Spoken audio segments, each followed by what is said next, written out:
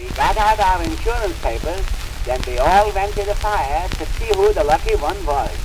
One of the firemen pushed Levi away. Levi said, "Don't get so fresh. If it wasn't for us, you wouldn't be working." I says, "Levi, do you know your insurance runs out on the 15th? He says, "Don't be afraid. The fire engines will run out on the 14th.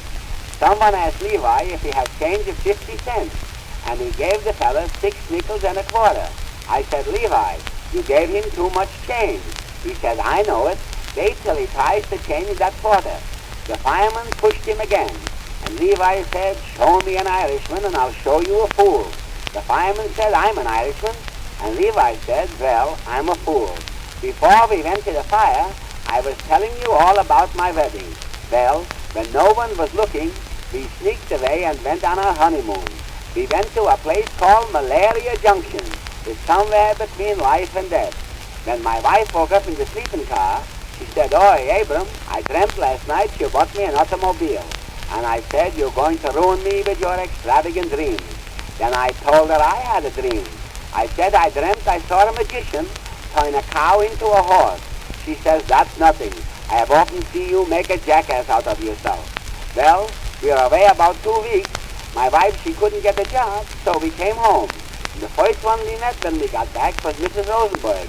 She says, "Did you hear it about my brother? He was in the war, and now he's got a hickory leg." My wife says, "That's nothing. My sister's got a cedar chest." Just then, Mr. Bear was running to the station house to get his wife arrested for trying to rock him to sleep. I said, "You can't get your wife arrested for trying to rock you to sleep." He says, "Oi, you should have seen the size of the rock." Well, my wife is some cook. I got tipsy, so I went to the doctor, and he told me I must drink hot water an hour before each meal. But no matter how hard I try, I can't drink it more than 10 minutes. I was afraid I was going to die. So I said to my wife, "Do you think I'll drink in the next world?" She says, "I don't know about your drinking, but I'm pretty sure you'll smoke." I said, "The thing that's troubling me is, when I die, how am I going to get my clothes on over my wings?" She says, "The thing you want to worry about is, how are you going to get your hat on over your horns?" On my way to the doctor, I met Levi, and he told me he was studying languages. And just as I was leaving him, he said, "Au revoir." I said, "What's that?" And he says, "That's goodbye in French." I said, "Carbolic acid."